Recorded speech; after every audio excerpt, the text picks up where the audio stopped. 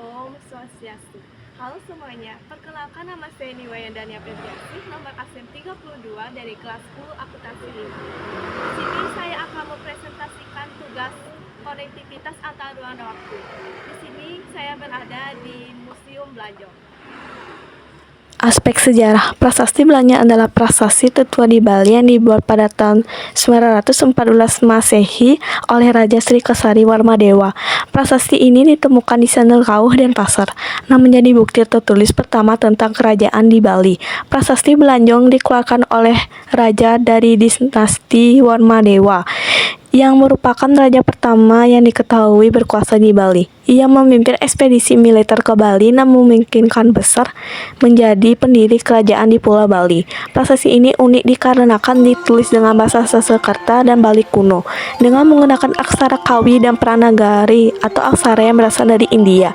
Ini menunjukkan adanya pengaruh India budaya yang pemerintahan Bali pada masa itu. Dalam prasasti ini disebutkan bahwa Sri Kesari Warmadewa memimpin ekspedisi ke Bali dan menghadapi banyak perlawanan sebelum akhirnya berhasil menguasai wilayah ini. Tujuan ekspedisinya kemungkinan untuk menyebarkan agama Hindu-Buddha dan memperluas ekspedisinya. Prasasti ini berbentuk pilar batu silindris atau seperti tiang, setinggi sekitar 177 cm dengan tulisan yang terukir di permukaannya.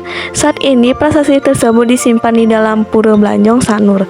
Prasasti Blanjong menjadi bukti bahwa pada abad ke-10 Bali sudah memiliki sistem pemerintahan yang terorganisir serta hubungan luar, terutama India. Ini menjadi bukti awal tentang keberadaan dinasti Warmadewa yang nantinya menjadi dinasti penting dalam sejarah Bali. Aspek lingkungan, prasasti Blanjong terletak di Sanur Kauh dan Pasar. Di lingkungan sekitar prasasti terdapat lingkungan permukiman warga. Sekitar prasasti Blanjong terdapat pemukiman yang relatif padat dengan rumah-rumah warga Bali yang khas. Masyarakat sekitar lebih dikenal dengan kehidupan sehari-hari yang tetap menjaga tradisi Bali, seperti kegiatan keagamaan dan adat.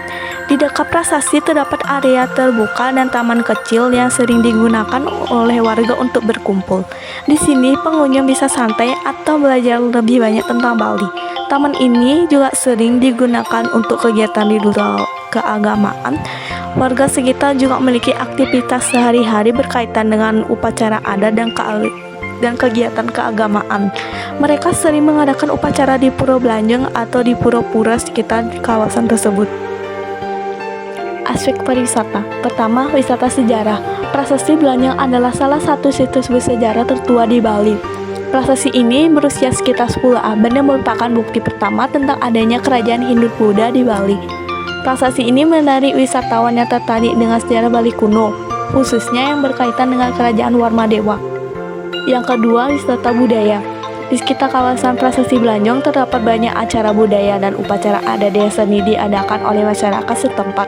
Pengunjung dapat melihat langsung tradisi yang masih hidup di lingkungan ini, seperti persembahyangan dan upacara keagamaan Hindu. Aspek ekonomi, wisata sejarah dan budaya. Prasasti Blanjong menarik wisatawan yang tertarik dengan sejarah Bali, meskipun skalanya lebih kecil dibandingkan dengan tempat wisata lain. Pengunjung yang datang biasanya mengunjungi Pura Blanjong atau melanjutkan ke Pantai Sanur. Kerajinan tangan dan souvenir.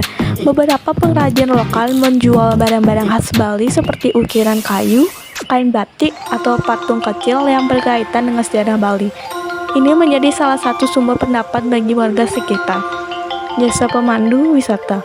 Meskipun belum banyak, ada beberapa pemandu wisata lokal yang menawarkan tur sejarah di sekitar Sanur, termasuk prasasti Blanjong, untuk wisata yang ingin memahami lebih dalam tentang sejarah Bali. Sekian dari saya, terima kasih. Om Santi Santi Santi Om.